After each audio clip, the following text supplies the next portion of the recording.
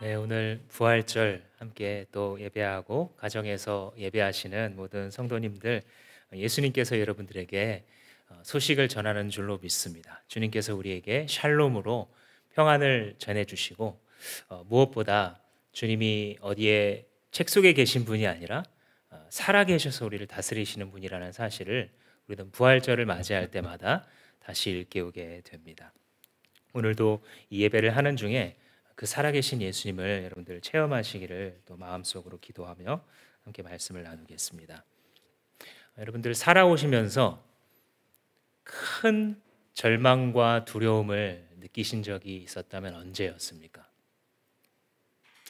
어떤 분은 자기의 가족 중에서 부모님이나 혹은 형제 자매나 혹은 자녀가 먼저 자기의 곁을 떠났을 때 가장 고통스럽고 절망과 두려움을 느꼈다 하시는 분들이 있을 것입니다.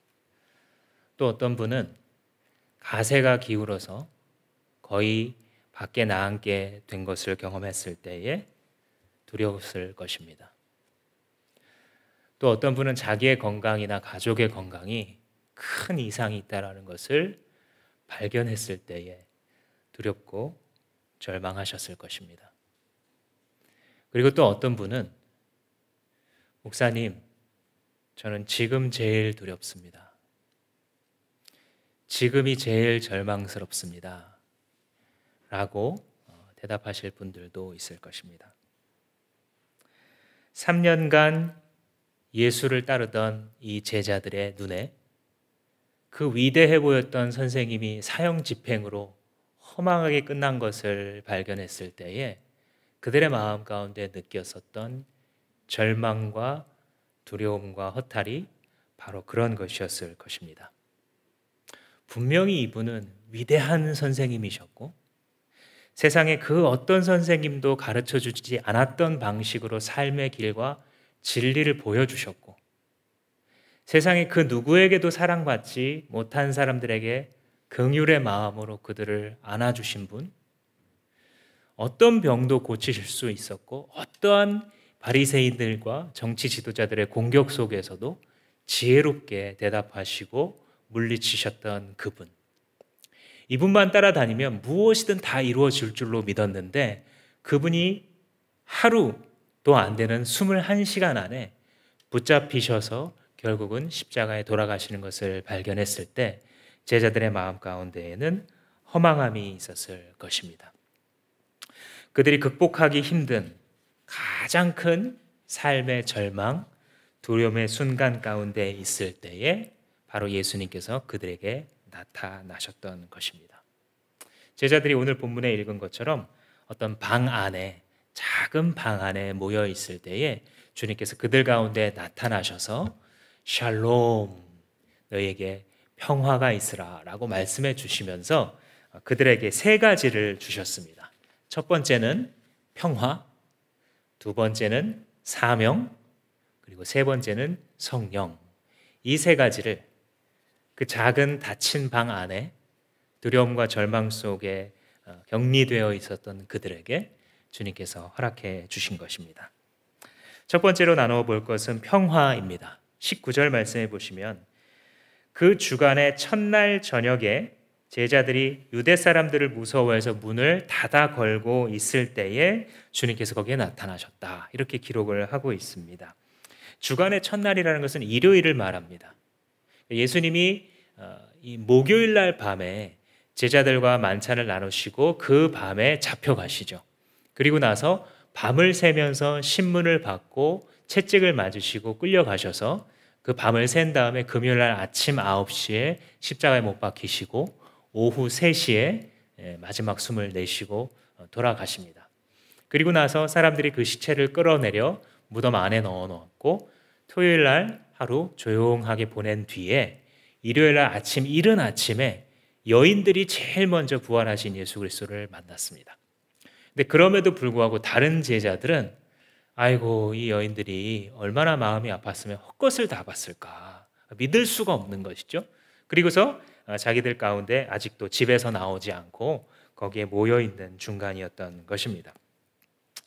이 장면은 되게 단순해 보이는 그 주간에 첫날 저녁에 제자들이 모였다라고 하는 이 서술이 아주 단순하고 의미 없이 보이지만 바로 여기서 주일 예배가 시작된 것입니다. 이전에 유대인들은 예수님이라는 실체가 오기 전에는 주님께서 구약 시대 때 허락하셨던 토요일 날, 안식일 날 다른 모든 일을 멈추고 말씀을 회당에서 듣는다든지 이런 식으로 살아왔지만 이제 예수께서 부활하신 이후에는 아무도 주일 외에 다른 것을 만날 날이 없다라고 생각하게 된 것이죠. 이 미국이나 중국 같은 데를 가보면 안식교 교인들이 참 많습니다. 여러분들이 아마 들어보시기로는 제7 안식일 혹은 말일 성도 그리스도의 교회 이런 이제 종파들이 바로 토요일 날 모여서 예배를 드려야 된다고 주장을 합니다. 왜냐하면 구약 성경에 보면 토요일 날이 안식일로 주님께서 해 놓으셨기 때문에 그런 생각을 하는 것이죠. 근데 우리는 이제 그런 중요한 성경의 가르침을 잘못 이해하고 있는 분들을 일컬어서 이단이라고 일컫는데, 이단은 두 종류가 사실 있습니다. 하나는 굉장히 악성 이단이 있어요. 성경에 있는 가르침을 이용해서 그 교주의 배를 불리고 아주 사람들을 이 귀신의 마귀의 장난 가운데로 몰아넣으려고 하는 그런 악성 이단이 있는가 하면, 또 그렇지 않고 어떤 상당히 많은 부분들을 성경을 따라서 살아가고 있지만 어떤 한 부분이, 꽤 중요한 부분이 성경적이지 않아서 그것을 절대로 성경적인 정통 교단이다라고 불러줄 수 없는 그런 경우가 있는데, 바로 안식교가 이 후자의 경우예요. 이분들은 안식일을 지키지 않으면, 토요일 날 예배하지 않으면 구원받지 못한다고 믿기 때문에 철저하게 지킵니다. 이들은 돼지고기를 먹으면 구원받지 못한다고 믿기 때문에 철저하게 음식을 가려서 먹습니다. 이것이 연장되어서 구약에 있는 율법들을 다 지키고 사회에 나아갔을 때에도 그 말씀을 지키지 않으면 구원받지 못한다라고 믿기 때문에 아주 깨끗한 삶을 살아가는 것이 보통입니다. 그래서 이분들의 삶을 바라보면 무시할 수가 없는 거예요. 일반 기독교인들이 봤을 때에 존경스러우면 존경스러웠지 저들이 이단이다 이런 생각은 할 수 없게 되어 있죠. 그런데 그들에게는 히브리서가 없어요. 구약의 모든 율법과 안식일과 날과 달과 절기에 관한 모든 것들은 하나의 그림자고 학습 교재였지, 실체이신 예수 그리스도께서 오셨을 때는 예수 그리스도 중심으로 모든 실체가 재조정된다라는 사실을 어떤 성경보다 밝히 보여주고 있는 히브리서의 가르침을 전혀 받아들이지 않는 것으로 보입니다. 또 그들에게는 로마서, 갈라디아서가 없습니다. 우리의 행함으로 말미암아 우리가 선해져서 구원을 받는 것이 아니라, 우리는 정말 하나님 보시기에 예수 믿기 전이나 예수 믿은 후에나, 때로는 아무리 노력을 할 때나 그렇지 않을 때나 엉망으로 살아가는데도 불구하고 하나님께서 오직 우리를, 하나님을 믿는 믿음 하나만을 보시고 그 은혜로 인하여 구원하여 주셨다라고 하는 이 성경의 가르침을, 그래서 그 은혜 때문에 우리가 서서히 변화되어 갈 수밖에 없는 이 사실을 잘 받아들이지 않습니다. 그러나 성경의 가르침을 그대로 믿는, 성경의 건강함을 추구하는 교회들에게 있어서는 사실 이 주일날 모이시는 것, 그러니까 우리의 부활하신 주인께서 이 땅 가운데에 우리 자신의 부활을 보여주신 그 날보다 더 그분을 경배하기에 합당한 날은 없다라는 사실에 아무도 이의를 제기하지 않았기 때문에 바로 이 저녁에서부터 제자들은 매 주일 모여서 주님을 예배했던 것입니다. 이런 측면에서 보자면 주일은 어떤 날이냐면 바로 매주가 부활절인 겁니다. 그렇죠?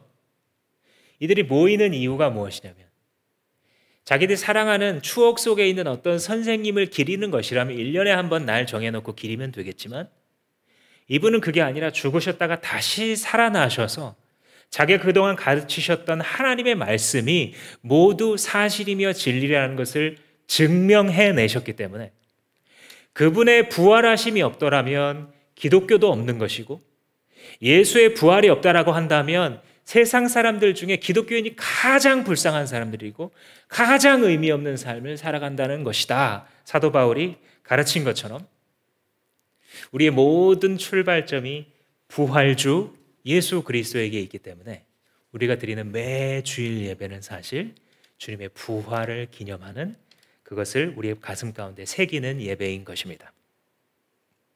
이 제자들이 이날 저녁에 작은 방에 모여서 두려워하면서 문을 막 닫아 걸고 있었던 이유가 있죠. 자기들의 수장이 잡혀 죽었잖아요. 근데 사회적인 이슈가 한번 일어나면 그냥 없어지는 게 아니라 꽤 오랜 기간 동안 증폭되고 다른 이슈를 다 덮습니다. 최근에 언론들을 보니까 한 연예인이 자기의 가족이 자기를 속여서 연예인이 벌여들였던 이 수십 년간의 수입을 다 자기가 가져갔다라고 하는 이 주장이 제기되면서 세상에 어떻게 그럴 수가 있느냐, 저 연예인이 되게 성실해 보이는데 어떻게 가족이 되어가지고 그걸 다 작은 돈이 아닌 수십억, 백억대에 이르는 그런 돈을 어떻게 다 뒤로 빼돌릴 수 있느냐. 이제 이런 의혹이 나오고 나서 SNS나 이런 인터넷 커뮤니티를 돌아다니다가 이제는 사람들이 점점 더 말을 많이 하고 전하면서 저녁 뉴스에 등장을 하죠.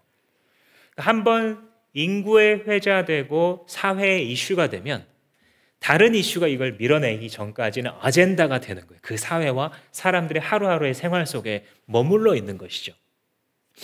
내란을 선동했던 이 예수, 쉽게 없어지지 않는 이슈라서 그는 죽였지만 그를 따르는 잔당들이 많다. 특별히 그 핵심 11명이 아직도 남아있다고 하더라.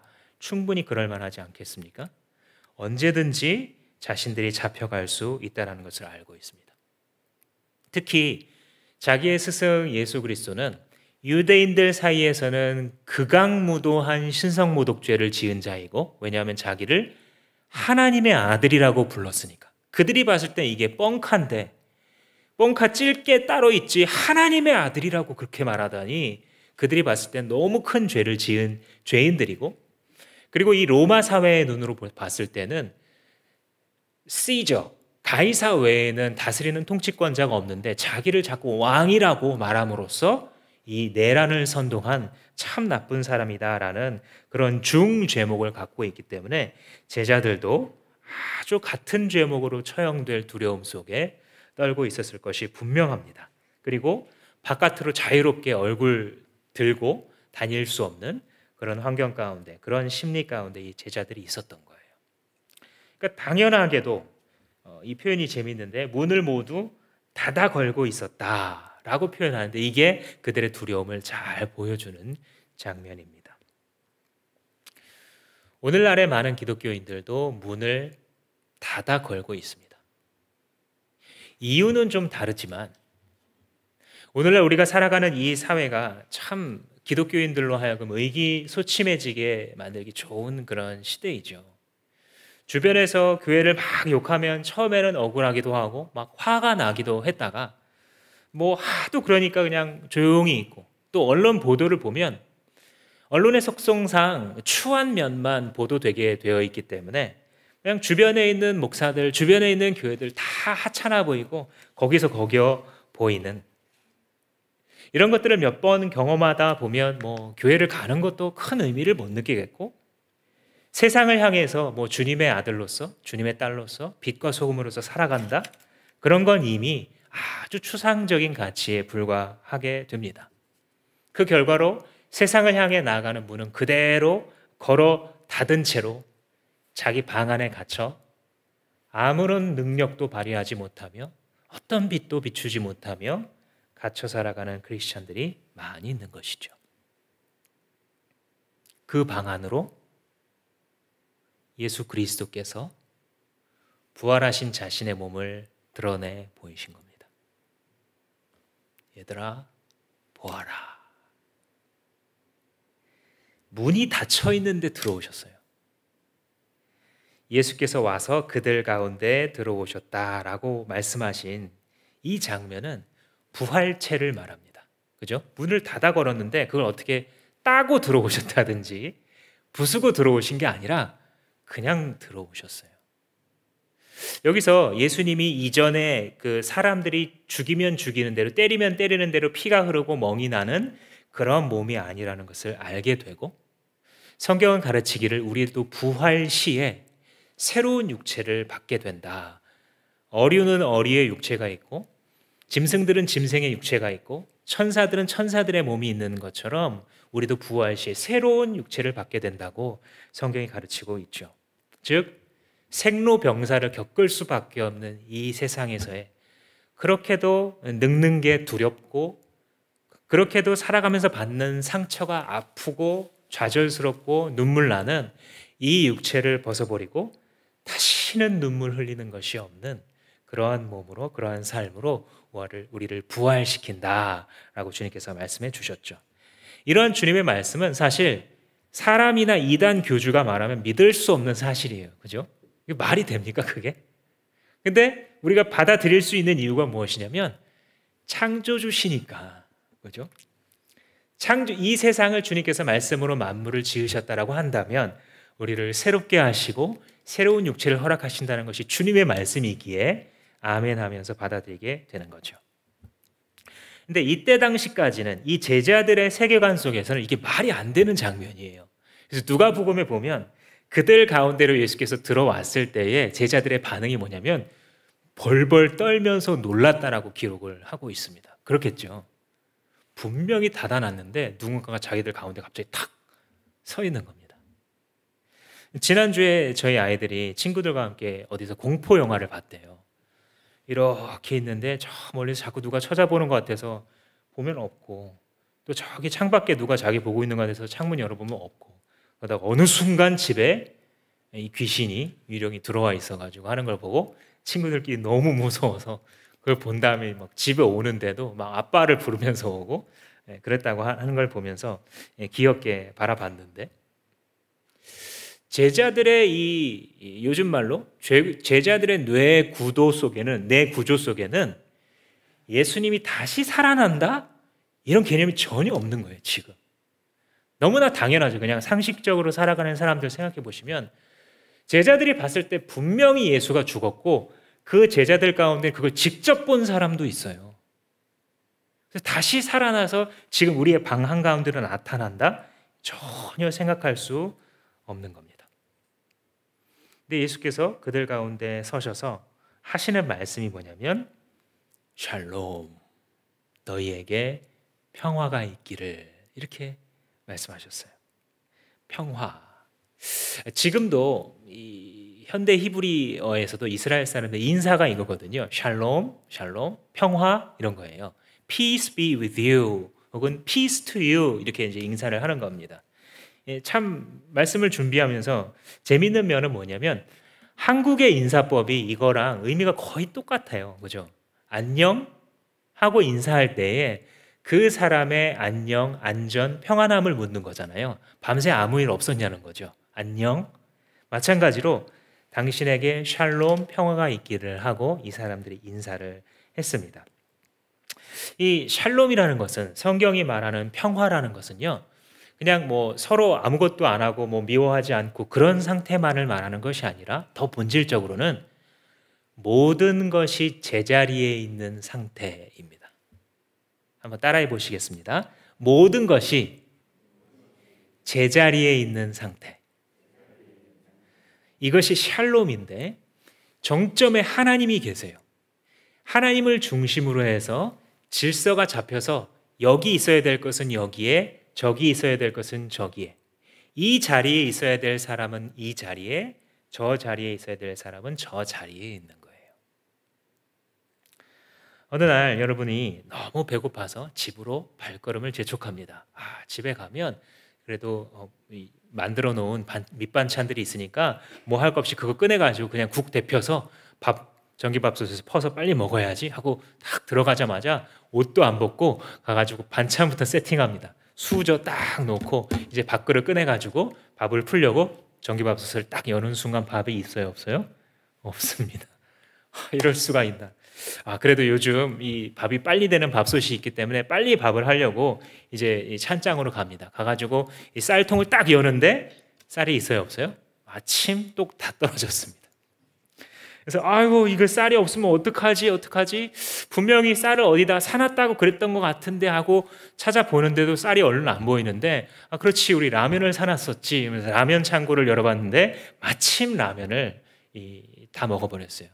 그래서 어쩔 수 없이 찾는데 쌀을 한참 찾다가 저 구석지에 이제 쌀을 놔두는 걸 발견하고서 아이고 그래도 있구나, 봉지를 찢어가지고 쌀을 꺼내서 이제 밥을 하려고 합니다. 그런데 밥솥이 보이지 않아요.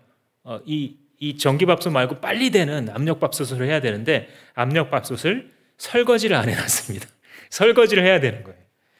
참 이게 뭐냐 하고서 막 설거지를 한 다음에 이제 쌀을 씻고 압력밥솥에 올려서 가스불을 돌리는데 가스가 안 나와요. 뭐에 문제가 있는지. 이게 바로 뭐냐면 샬롬이 무너진 상태, 곧 모든 게 제자리에 있지 않은 거예요. 이것을 성경이 일컬어서 엔샬롬이라고 부르는 거예요. 샬롬이 없다. No peace. 아빠가 아빠의 자리에 있을 때에, 엄마가 엄마의 자리에 있을 때에, 형제 자매가 형제 자매 된 자리에 있을 때에, 자식이 그 자식 된 자리에 있을 때에 그 가정이 평안하죠. 사회에 각 직책을 맡은 청지기들이 그 직책을 올바르게 하는 제 자리에 있을 때 그 사회가 평안하죠. 우리의 삶에 우리를 지으신 창조주께서 우리의 머리 위에 계시고 우리가 겸손하게 그 발 아래에 있을 때에 거기에 평안한 삶이라는 것이 비로소 가능한 것이지, 뒤죽박죽 모든 질서를 내팽개치고서도 거기에 샬롬이 있길 바라는 것은 원래부터 어불성설입니다. 주님께서 오셔서 제자들의 모든 삶을 제자리로 돌리시는 거예요. 두려움에, 절망에, 모든 갑갑한 속에서 무너져 있던 그들에게 제일 먼저 하시는 인사, 너희에게 평화가 있기를. 모든 것이 제자리로 오게 하시는 주님의 인사가 바로 샬롬입니다. 이 샬롬이라고 인사했을 때에 제자들의 삶에 첫 번째로 뭐가 바뀌게 되냐면요, 두려움이 바뀝니다. 언제 사람들이 들이닥쳐서 지금 우리를 잡아갈지 몰라. 언제 우리가 이 사회에서 매장당할지 몰라. 너도 그 한패였지?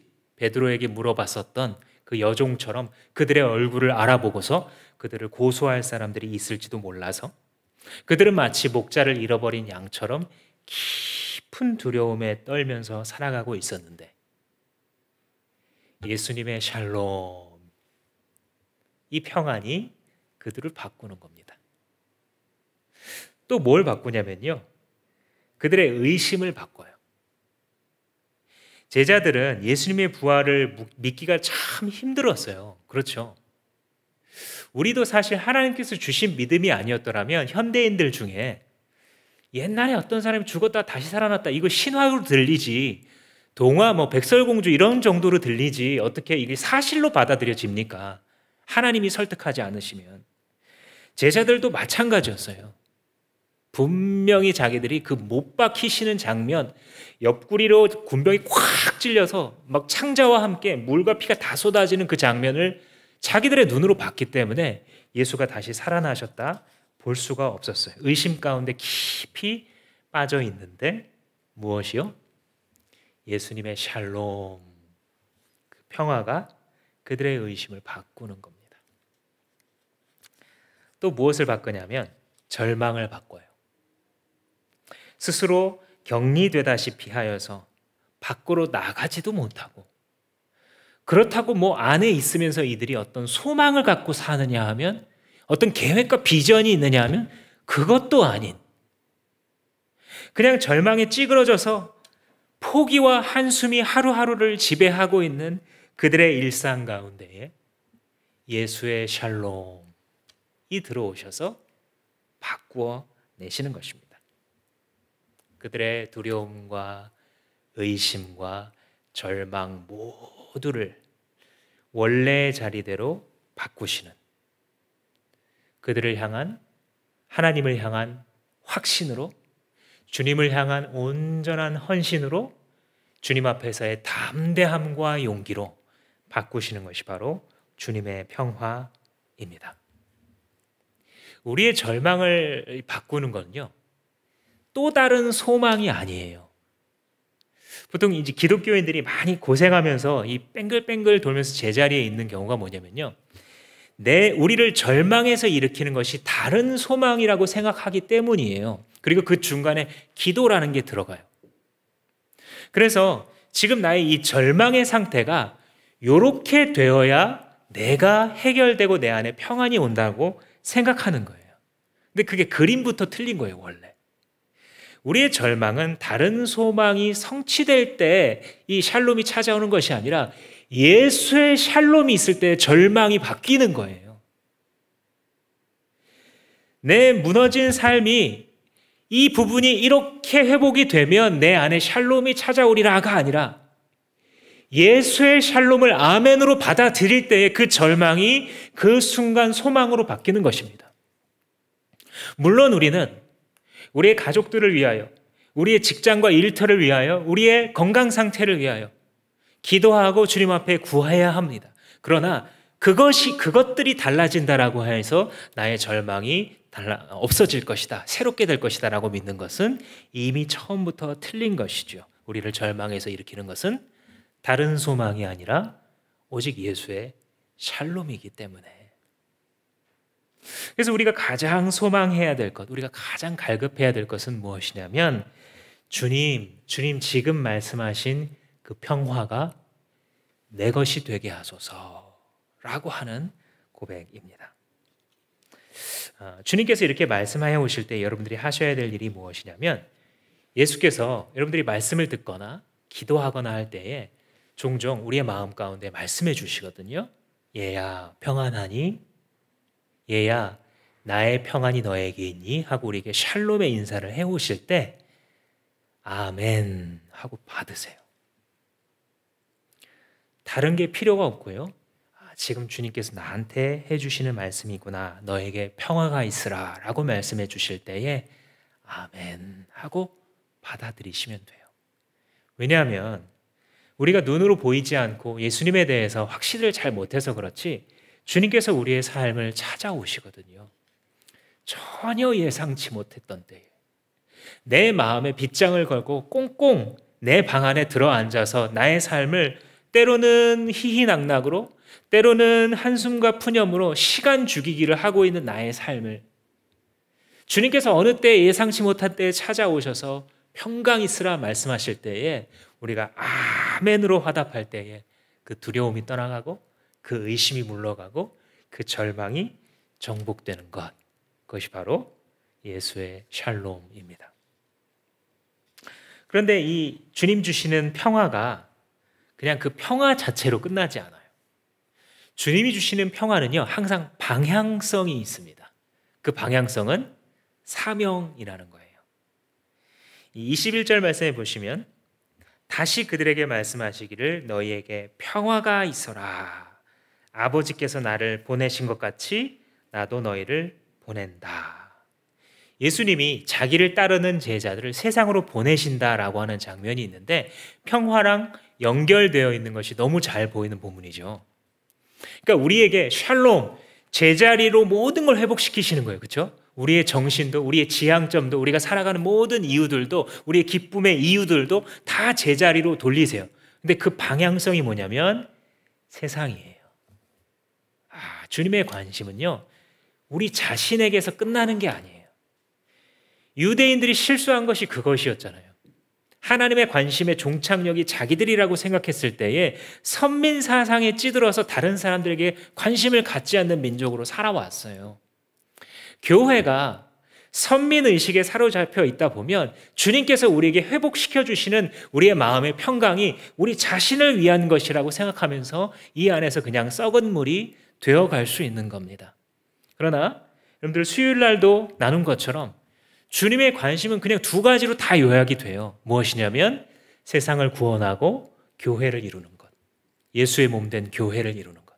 우리가 어디에 있든지 주님의 관심이 우리 자신에게 있는 것이 아니라 내 안에 평화, 제자리로 돌아가는 샬롬을 회복시키심으로써 아직 죄와 어둠 가운데 울고 있는 병든 자, 가난한 자, 하나님이 필요한 자들에게 나아가서 그들의 삶에도 주의 평강이 회복되게 하는, 이게 주님의 그림이에요. 그래서 샬롬과 함께 사명이 반드시 따라오는 것입니다. 예수께서 이 땅 가운데 내려오신 이유는 무엇이냐면 자기를 지으신 하나님을 모르고 절망 중에 살아가고 있는, 죄 중에 살아가고 있는 자들에게 하나님으로 회복되게 하시려고. 마찬가지로 우리가 예수의 이름으로 갈 때에 그런 일들이 벌어지는 겁니다. 나는 별로 준비도 안 돼 있는 것 같아요. 근데 여러분 가끔 가다가 이렇게 보면요, 나는 너무 부족해요 목사님. 그런데 나중에 그분 때문에 예수 믿는 사람들이 계속 나타나요. 저 스스로도 저의 삶을 생각해 본다면 참 제 살아온 삶을 책에다 기록하면 저는 이 자리에 서 있을 수가 없어요. 중심을 꿰뚫어 보시는 하나님의 눈으로 나를 평가하신다. 누군가에게 권면의 말을 하기는커녕 쥐구멍에 들어가 숨어야지 정직한 것이죠. 그럼에도 불구하고 그러한 부족한 자들, 연약한 자들 속에 예수 그리스도의 평화가 임해서 주님의 나라가 이 안에서 회복되기 시작하고 절망했던 자를 사명자로 바꾸시는 역사가 있을 때에 그런 부족한 자들을 통해서 하나님의 나라가 계속해서 확장되고 있는 것입니다. 그래서 여러분 부활절이 올 때마다 우리가 기억해야 될 것은 물론 기쁨도 있습니다.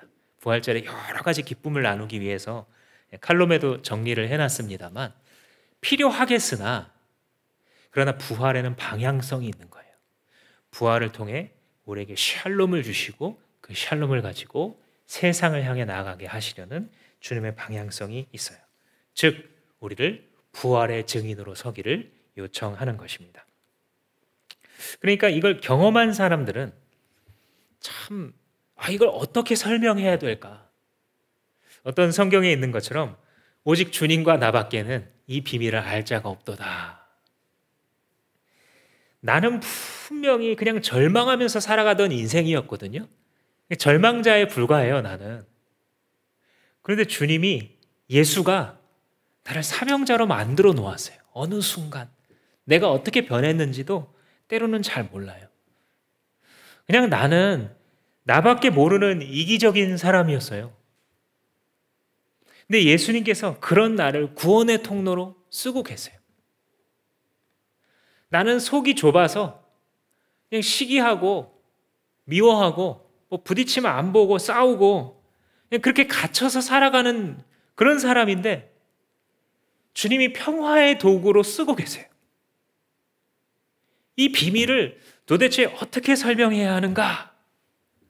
그럼 주님이 답해 주시죠. 샬롬이라고. 내가 너에게 준 평화, 내가 너의 안에 불어넣어준 평강이 너를 주장하는 거야. 이 사실 샬롬이라는 말은요, 누가 말했는가도 되게 중요해요. 창세기 이 요셉 본문을 보시면 형들이 요셉을 미워해서 죽이려고 하다가 팔아넘기잖아요. 그래서 어찌어찌해서 애굽에 가서 고생을 다 한 후에 굉장히 높은 자리에 올라갔죠. 근데 하필 기근이 다 들어서 형님들이 자기 땅에 먹을 게 없으니까 이집트로 찾아오잖아요. 그래서 요셉이 이렇게 보니까 자기를 죽이려고 했고 팔아넘기려고 했었던 형님들이에요. 그래서 이 형님들 앞에서 막 울음도 나왔다가 갈등도 했다가 이 심리 묘사가 다 되어 있죠. 그래서 형들이 돈을 지불하고 이집트의 곡식을 사서 돌아갈 때에 종들을 시켜서 어떻게 합니까? 몰래 그 곡식값을 다시 넣어두게 만들어요. 형들의 주머니에. 그래서 형들이 잠깐 길을 떠났을 때에 뒤따라가서 잡죠. 어디 짐 검사 좀 해봅시다. 검사하니까 보자기를 여니까 어떻게 되어 있어요? 그 안에 곡식값이 그대로 다시 들어가 있죠. 아니 너희들 곡식값도 지불하지 않고 이렇게 훔쳐가지고 가면 되느냐? 이 관리들이 잡아오죠. 이 형들은 벌벌 떱니다. 이제 총리인 요셉 앞으로 가죠. 요셉은 그들을 알고 그들은 요셉을 아직 못 알아봐요. 근데 그 상태에서 요셉이 하는 말, 샬롬 라켐, 너희들에게 평화를. Peace be with you. 무슨 뜻이에요? 안심하십시오 라는 뜻이에요. 이거 당신들이 훔친 거 아닌 거 알고 있으니까. 당신들의 주머니에 돈을 넣어준 것은 하나님께서 하신 거예요. 그러니 무서워하지 말고 안심하세요. 이게 샬롬입니다. 그래서 여기서부터 관계가 회복되는 거예요. 이 가정에. 이 집안이 회복되는 거예요. 이 샬롬을 작정한 사명자가 된 요셉을 통하여서. 사사기에 보면 베냐민 땅에서 아주 끔찍한 일이 벌어져요. 한 여인이 무참하게 살해가 되거든요. 그래서 이 살해가 된 것을 알게 된 나머지 11지파가 화가 머리끝까지 납니다. 그래서 이 족속을 없애버리자라고까지 일어나는데 베냐민 지파가 하필 이거를 덮어요. 두둔을 해요. 자기 땅에서 일어난 일이니까. 팔이 안으로 굽잖아요. 그러니까 베냐민 지파에 대해서 나머지 지파가 전쟁을 선포하고 싸웁니다. 거의 괴멸 직전에 이르러요. 이 베냐민 지파의 남자가 씨가 마를 직전까지 가게 되니까 이 11지파가 다시 회개를 합니다. 아, 이러면 안 된다. 이러다가 하나님 주신 형제의 가문을 완전히 없애버리는 거 아니냐라고 하면서 사신을 보내서 이 베냐민 지파에게 평화를 공표합니다. 샬롬을 권하는 것이죠. 이 문맥에서는 샬롬이 무엇이냐면 바로 휴전이죠. 휴전. 더 이상 싸우지 않는다. 더 이상 전쟁하지 않는다. 그래서 평화가 회복되고 나라가 회복되어 가는 것이죠. 사람도 이러한데, 사람도 평화를 작정하게 되면 이런 일들이 일어나는데 하나님이 샬롬 하시면 어떻게 될까? 사회와 공동체와 개인의 모든 삶이 제자리로 회복되는 겁니다. 그 말을 지금 예수께서 해주시는 거예요. 두려움과 절망과 의심 가운데 살아가고 있는 작은 방에 모인 제자들에게 그렇게 말씀하셨을 때에 너무나 지치고 외로웠던 영혼이 쉼을 얻게 되고 너무 아파했던 가정이 치유하게 되고 여러 가지 죄와 어둠의 사슬에 묶여 있던 자가 자유함을 잊게 되고 전쟁이 그치고 걱정거리가 사라지는 그것이 바로 주님이 주시는 샬롬입니다. 그 말씀을 아멘으로 받아들이는 자의 삶과 공동체 속에 하나님은 하나님이 되시고 우리는 주의 백성이 되어서 이제 그의 고갯짓 한 번에 알아듣고 순종하고 그의 눈짓 한 번에 기쁨으로 헌신하고 주님께서 나에게 원하신다는 사실을 깨달았을 때에 나의 인생을 들여 마치 예수님께서 그러셨던 것처럼 주님께서 구원하실 자들을 위해서 내 인생을 갈아 부어 넣는 것과 같은 헌신이 가능해지는 것입니다. 이 비밀을 깨달은 자들, 이 샬롬을 받은 자들이 바로 사명자입니다. 하나님의 샬롬이 엉망진창 흙탕물로 막 헝클어져 있었던 그 나의 삶에 모든 찌꺼기들을 다 가라앉히시고 이제 오롯이 내 눈앞에 드러나게 하시는 그 진실. 아, 내가 그래서 태어났구나. 그래서 내가 돈 벌고 먹고 살고 있는 거구나. 아, 이것을 위해서 내 인생이 의미 있게 쓰여질 수 있는 것이구나. 이런 것들이 오롯이 드러나게 되죠. 그래서 예수님이 이렇게 말씀하시는 거예요. 샬롬, 내가 너희를 세상에 보내노라. 이 뒤에 사명이 없잖아요. 그럼 이 평안이 아무 의미가 없고 가짜가 되어버립니다. 우리는 흔히 생각할 때 주님 사명은 좀 넣어두시고요. 일단은 절 좀 평안하게 해주세요 하고 이루어질 수 없는 것들을 계속 구해요. 그런데요, 이 두 가지는 동전의 앞뒷면과 같아서 분리할 수 없어요. 평화, 샬롬이라는 것 자체가 하나님을 정점에 두고 모든 것이 제자리를 이룬 상태인데 그에게 순복한 자가 어찌 주님의 명령을, 주님의 사명을 받아들이지 않을 수가 있겠습니까? 이것은 동시에예요. 하나님이 샬롬을 우리에게 명하셨을 때에 어떤 일이 벌어지냐면 23절에 보시면 너희가 누구의 죄든지 용서하면 그 죄가 용서되고 용서해 주지 않으면 그대로 남아있게 될 것이다. 뭔가 알쏭달쏭한 말씀이죠. 이게 무슨 뜻일까? 2000년 기독교 역사에서도 이걸 가지고 계속 사람들이 고민을 했어요. 그래서 어떤 사람은 이게 바로 사제들에게, 목사님들에게 주신 권한이야 라고 생각하면서 이걸 증명하려고 막 두꺼운 책들을 씁니다. 그런데 다 사실이 아니에요. 성경의 근거가 없으니까요. 물론 지금도 그렇게 주장하는 분들이 있습니다. 그러니까 잘해야 된다고, 사제들에게, 목사들에게. 근데 또 어떤 분들은 그게 아니라 민주적으로 모든 크리스찬들에게 주신 권세야. 크리스찬들이 권세가 있어서 사람들의 죄를 용서해주면 하나님도 용서해주고 용서 안 해주면 하나님도 용서 안 해줘. 이렇게 해석하는 주석가들도 실제로 있습니다. 근데 그것도 성경의 문맥에 따라 보면 올바르지가 않죠. 가만히 생각해 보시면 주님께서 이 말씀, 내가 너희들에게 평강을 허락하고 성령을 준다. 그러므로 너희들이 가서 그들의 죄를 사해라. 이 사명의 문맥에서 지금 주고 계시잖아요. 그러니까 이것은 무엇이냐면 한 개인이나 특출난 어떤 사제가 아니라 이들의 모인 작은 방을 향해서 말씀하신 거예요. 그렇죠? 한마디로 교회를 향해서 주신 말씀인 겁니다. 예수 그리스도를 믿고 고백하는 자들의 모임인 이 작은 교회, 여기서는 지금 다락방일 텐데 그 다락방 공동체를 향해서 말씀하고 계시는 거예요. 그래서 그들이 주님의 샬롬과 평안을 가지고 나아가서 아직 어두움 가운데 있는 하나님과 원수되어 있는 자들에게 주님의 복음으로 샬롬을 선포하고 임하게 만들면 그들의 죄가 사함받죠. 그런데 만약 주님의 공동체인 교회가 우리끼리 너무 좋고 우리 안에서 그냥 모든 걸 다 하고 이 안에서 에너지도 다 쓰고 이 안에서 막 눈치 보면서 막 기싸움도 하고 이 안에서 모든 에너지를 다 소비하고 살아가면 우리 주변에 있는 사람들, 우리 이웃들의 죄가 그대로 있죠. 왜요? 복음이 선포되지 않았으니까. 내가 부끄럽다는 이유로 예수의 예자도 꺼내지 않고 이 사람이 얄밉다는 이유로 층간소음 문제 있다는 이유로 그 사람을 위해서 축복 한번, 기도 한번 하지 않았으니까. 그랬을 때 그들의 죄는 그대로 거기에 있고 하나님의 심판이 그대로 그들에게 머물러 있게 된다라고 하는 그런 말씀인 것입니다.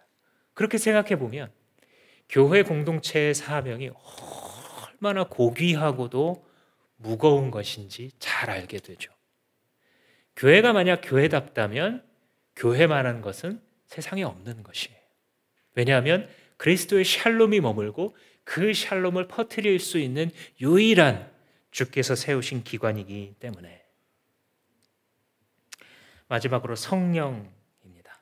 주님께서 평화, 사명, 그리고 세 번째로 성령을 주고 계시는데 22절에 기록되어 있죠. 이렇게 말씀하신 다음에 그들에게 숨을 불어넣으시면서 말씀하셨다. 성령을 받아라. 사명을 주시고서 너네 그러니까 잘 연구해봐. 너희들끼리 팀워크를 잘 연구해가지고 전략을 짜서 이거 사명 잘 만들어봐. 이렇게 하시는 게 아니에요. 주님의 방식이. 뭘 통해서 하시냐? 성령을 불어넣어 주심으로 일하세요. 이게 사명을 행할 수 있는 능력이에요.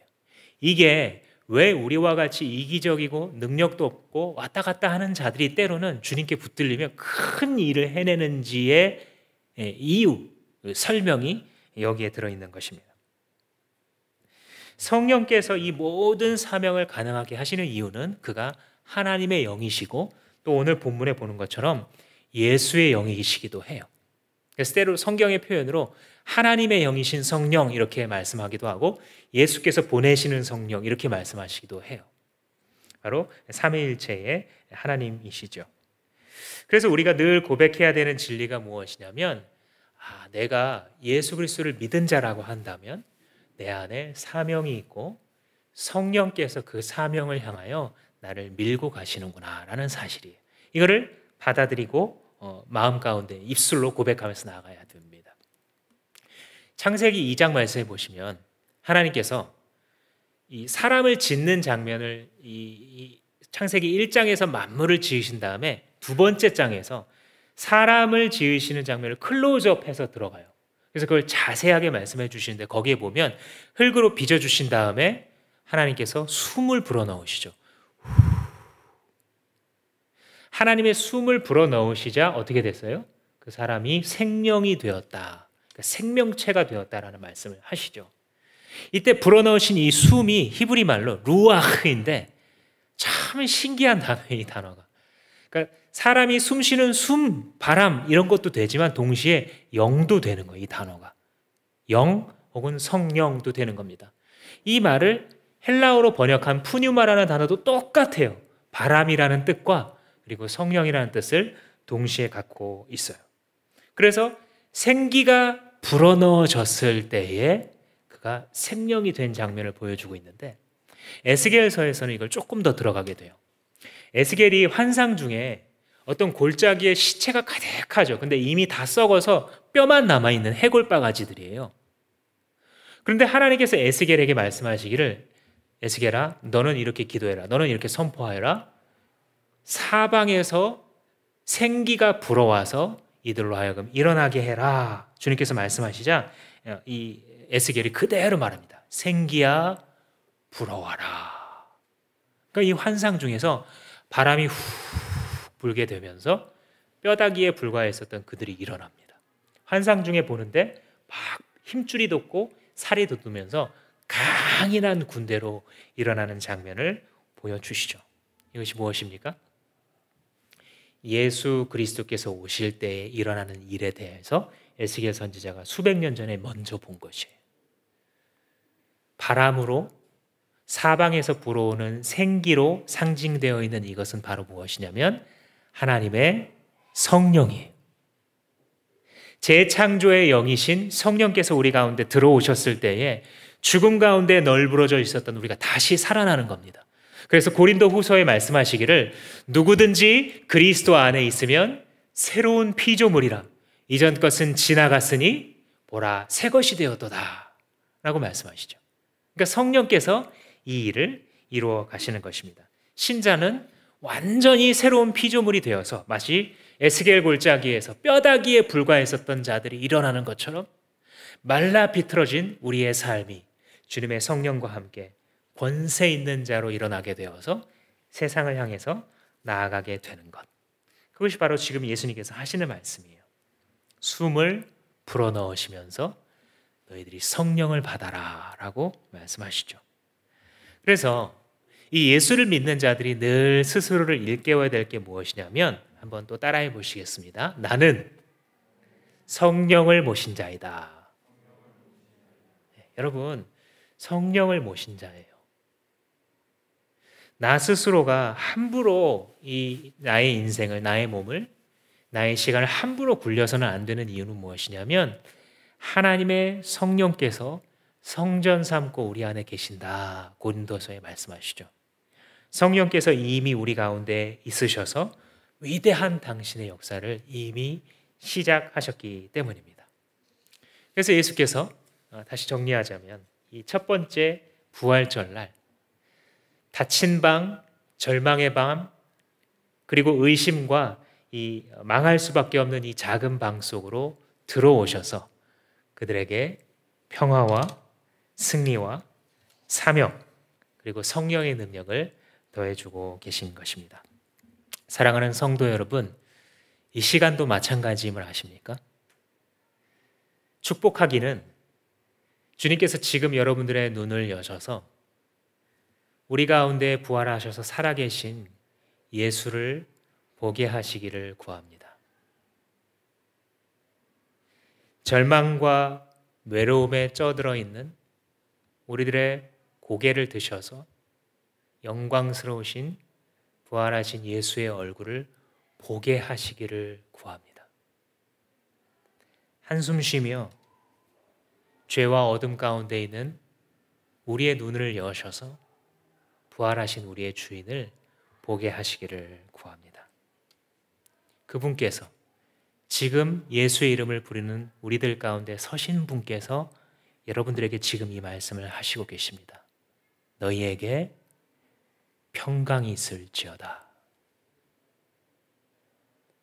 이 주님의 말씀을 아멘으로 받는 모든 신자들 가운데에 주님의 평화가 영원토록 주장하시고 나의 삶을 사명자의 삶으로 성령과 함께 돌파하는 삶으로 살아가게 하실 줄로 믿습니다. 기도하시겠습니다. 여러분들 눈을 감으시고 제자들의 방 한가운데 서 계셨던 예수님을 한번 상상해 보십시오. 그 모습을, 그 장면을. 그리고 또 한 가지, 지금 이 장소, 이 작은 예배당에 우리가 뭐 특별한 자여서가 아니라 예수님이 특별하신 왕이시기 때문에 부활하신 주께서 지금 이 자리에서 나를 내려다보고 계심을 상상하십시오. 그리고 그분의 입술로 나오는 말씀 곧 샬롬, 평강 있으라. 아버지께서 나를 보내신 것 같이 나도 너희를 보내노라 말씀하시는 주님과 잠시 대화를 나누는 시간을 갖겠습니다. 살아계신 주님, 그렇습니다. 샬롬, 샬롬, 샬롬 말씀해 주십니다. 주님, 예수께서 나 같은 자도 불쌍히 여기시고 사랑하시고 이 시간도 주의 능력과 사랑으로 채우시는 줄로 믿습니다.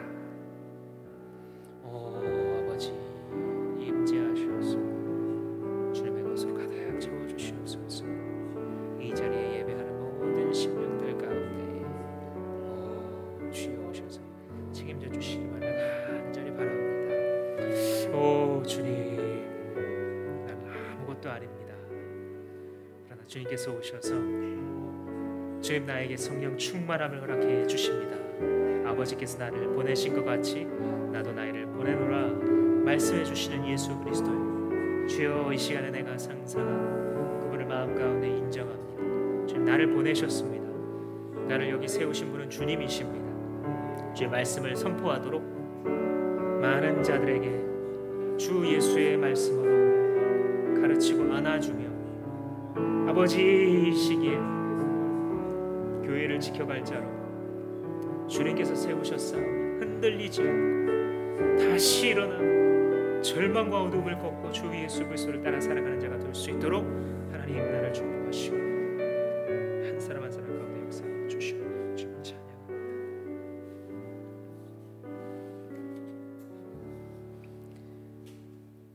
살아계셔서 우리 가운데 계신 주님, 죽음을 이기시고 다시 살아나신 주님의 권능을 찬양합니다.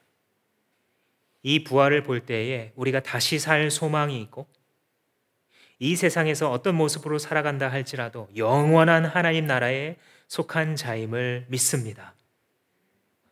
주님께서 보내신 이 나그네 길을 걸어갈 때에 하나님, 지금까지 지나간 날들 뒤로 하고 앞으로 남은 날들 속에서 사명자로 살아가기를 소원합니다.